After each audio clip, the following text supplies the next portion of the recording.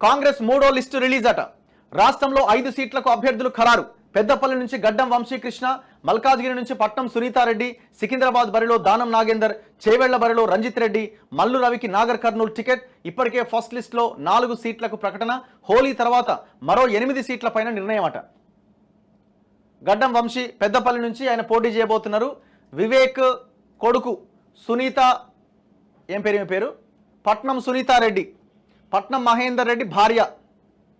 ఆయన ఎలక్షన్లకి ముందు కాంగ్రెస్లోకి వద్దామనుకున్నాడు, కానీ కేసీఆర్ ఆపి 10 రోజులకు మంత్రి పదవి కట్టబెడితే ఇక వచ్చిందిరా మంత్రి పదవి, ఇక మళ్ళీ కేసీఆర్ గెలుస్తాడని అనలే ఉన్నాడు. ఒక్కడు మంత్రిగా ప్రమాణ స్వీకారం చేసిండు. కేసీఆర్ ఓడిపోయిండు. మంత్రి పదవి 10 రోజుల ముచ్చటగా మారిపోయింది.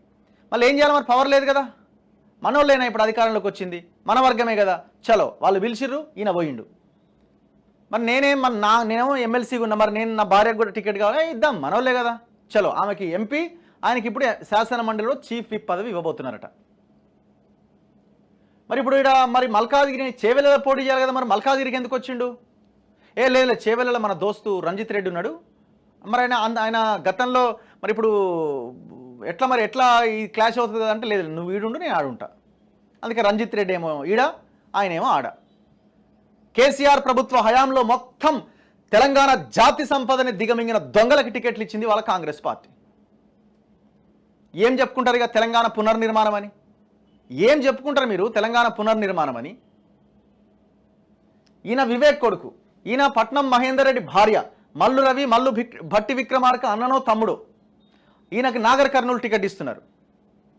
రంజిత్ రెడ్డి దాదాపు కేసీఆర్ హయాంలో, కేసీఆర్ ప్రభుత్వ హయాంలో పెద్ద ఎత్తున కబ్జాలు చేసి ఇక్కడ హనుమాన్ టెంపుల్, రామానాయుడు స్టూడియో పక్కన పెద్ద కేసు, ఆ భూమి వివాదం, 100 కోట్లకు సంబంధించిన ల్యాండ్ ప్రాపర్టీ, అది ప్రైమ్ ఏరియా. దాదాపు ఒక 5 నుంచి 10,000 కోట్ల రూపాయల లాభం పొంది ఉంటాడు ఏదో ఒక రకంగా. కేసీఆర్ ప్రభుత్వ హయాంలో తెచ్చిరీడ పెట్టుకున్నారు. ఎందుకు? రంజిత్ రెడ్డి కాబట్టి. దానం నాగేందర్ తెలంగాణ ఉద్యమకారులను కర్రలు పట్టుకొని కొట్టిండు, ఎట్లా కేసీఆర్ ఆయన ఎమ్మెల్యే చేస్తాడు, ఇంకోటి అని మాట్లాడినారు. ఇప్పుడు అదే దానం నాగేందర్ మళ్ళా వీళ్ళకి ఇది అయిపోయిండు. చూడండి, మొత్తం ఫ్యామిలీ ఆర్ కరప్ట్ ఫెలోస్. ఇప్పుడు వీళ్ళకి టికెట్లు ఇచ్చి, మరి కాంగ్రెస్ నుంచి కష్టపడి పనిచేసిన నాయకులు ఏమైపోవాలి? మళ్ళీ గెలుపు గుర్రాలు. అరే నువ్వు అపోజిషన్లో ఉన్నప్పుడు గెలుపు గుర్రమే అంటివి, అధికారంలోకి వచ్చి రాజ్యం నీ చేతిలో ఉండి ఆర్థికంగా బలంగా ఉండి అన్నీ ఉన్నా మళ్ళీ గెలుపు గుర్రాలు అనబడుతుంది, మళ్ళీ సర్వేలు అనబడుతుంది.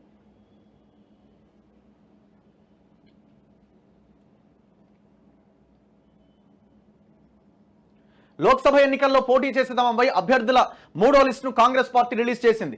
దేశవ్యాప్తంగా మొత్తం 57 సీట్లకు క్యాండిడేట్ల పేర్లను ఇందులో ప్రకటించింది. తెలంగాణ నుంచి 5 స్థానాలకు అభ్యర్థులను ఖరారు చేసింది. పెద్దపల్లి నుంచి గడ్డం వంశీకృష్ణకు టికెట్ కన్ఫర్మ్ చేసింది. అతిపెద్ద లోక్సభ నియోజకవర్గమైన మల్కాజ్గిరి టికెట్ను పట్నం సునీత మహేందర్ రెడ్డికి, సికింద్రాబాద్ టికెట్ను దానం నాగేందర్కు ఓకే చేసింది. చేవెళ్ల నుంచి రంజిత్ రెడ్డిని, నాగర్ కర్నూలు నుంచి మల్లు రవిని బరిలోకి దింపుతున్నట్టుగా ప్రకటించింది. రాష్ట్రంలో 17 లోక్సభ స్థానాలు ఉండగా ఈ నెల 8న ప్రకటించిన లిస్టులో 4 సీట్లకు అభ్యర్థుల పేర్లను విడుదల చేసింది.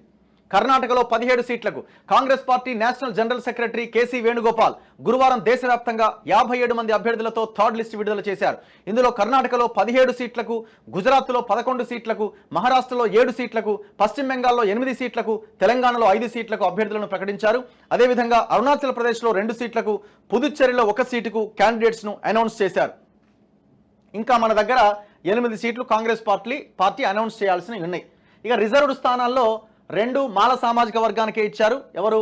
మల్లు రవి అండ్ గడ్డం వంశీ. ఇక మిగిలిన వరంగల్ మాదిగ సామాజిక వర్గానికి ఇచ్చే అవకాశం ఉంది. చాలామంది 2 మాదిగలకు 1 మాలకి ఇచ్చే అవకాశం ఉంది అని అనుకున్నారు. ఎందుకంటే ఇప్పుడు వివేక్ ఎమ్మెల్యే అయినారు, భట్టి విక్రమార్క ఉప ముఖ్యమంత్రిగా ఉన్నారు. ఇట్లా ఈక్వేషన్స్ పరంగా చూస్తే వాళ్ళకి కొన్ని ఎక్కువ పదవులు వచ్చినాయి. సో ఇక్కడైనా 2 కేటాయిస్తారేమో అనుకున్నారు, కానీ వాళ్ళు ఇటువైపే మొగ్గు చూపినట్టుగా కనబడతా ఉంది. ఇందులో కారణం ఏంటి అంటే ఫ్యామిలీ పాలిటిక్స్. మళ్ళీ ఇక్కడ సంపత్ కుమార్ని అనుకున్నారు, కానీ మల్లు రవి కానిస్తలేడు, ఆయన నాకే కావాలని పట్టుబట్టడంతో మల్లు రవికే ఇవ్వాల్సి వచ్చింది. ఇక్కడ వివేక్ పట్టుబట్టిండు, నా కొడుకే ఇవ్వాలి, నేను ఆ హామీతోనే నేను మీ పార్టీలో జాయిన్ అయినా అంటే అక్కడ గడ్డం వంశీకి టికెట్ ఇవ్వాల్సిన సిచ్యువేషన్ వచ్చింది. ఇవన్నీ కూడా ఇవి కేసీఆర్ టీం. ఇవన్నీ ఇప్పుడు రేపు ఉంటాయా కాంగ్రెస్ పార్టీలో? కాంగ్రెస్ పార్టీ కోసం పనిచేస్తారా వీళ్ళు? ఈయన కోడిగుడ్ల స్కామ్ ఉందండి ఈయన మీద. కోడిగుడ్ల స్కాము, భూ స్కాములు పెద్ద ఎత్తున దందాలు చేసిండి ఈయన. దానం నాగేందర్ గీడ కబ్జా పెట్టిండని ప్రజాభవన్లో ఎన్ని అప్లికేషన్లు వచ్చినాయండి? మీరు ఇచ్చిన ప్రజాపాలనలో అప్లికేషన్లు ఒకసారి వెనక్కి తీయండి. దానం నాగేందర్ కబ్జా చేసినని పెద్ద ఎత్తున మీ ప్రజాభవన్ ముందు ధర్నాలు చేసినారు కదా. నీ ప్రజాపాలనకి ఎక్కడ